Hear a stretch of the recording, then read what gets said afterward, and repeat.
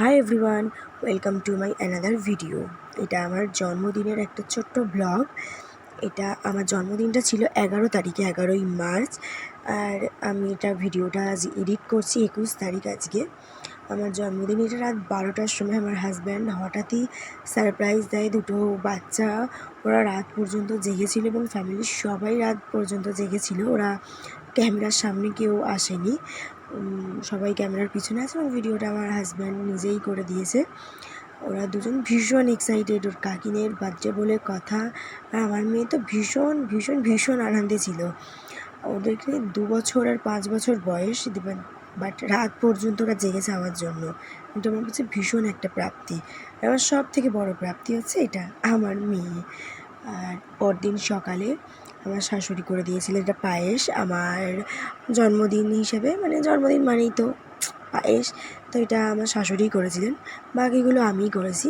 5 রকম ভাজা, আলু, কুমড়ো, পটল, গাজর, কলা, আর এটা হচ্ছে ভাত, তার সাথে ছিল আমের চাটনি, এটা হচ্ছে আমের চাটনি, আর পনির আলু দিয়ে তরকারি করা হয়েছিল।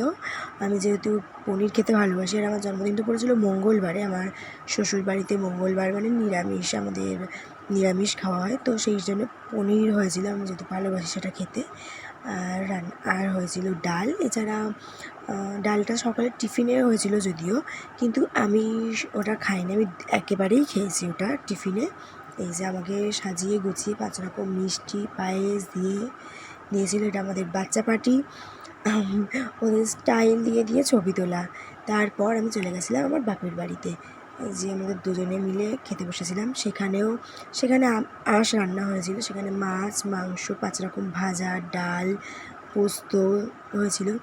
আর রাত্রিরে হয়েছিল বা সেখানেও মা আমার জন্য পায়েস করেছিল, মিষ্টি নিয়ে এসেছিলো। রাত্রিরে সন্ধেবেলা একটা কেক কাটিং হয়েছিল, ওরা আমার জন্য একটা কেক নিয়ে এসেছিলো, আমার বোন নিয়ে এসেছিলো এই কেকটা। তো সেখানে রাত্রিরে আমার ফ্যামিলি সবাইকে নিয়ে, আমার বাপের বাড়ির সবাইকে নিয়ে কেক কাটিং রাত্রিরে বার্থডে সেলিব্রেশন হয়েছিল। আর জন্মদিন মানে আমার কাছে জন্মদিন মানে সবার আগে মায়ের কাছে যাবো না তাই হয়। আমার যেহেতু দুটো মা, আমার শাশুড়ি মা আবার আমার জন্মদাত্রী আমার নিজের মা, তো আমি দুজনের কাছেই ছিলাম আমার জন্মদিনে।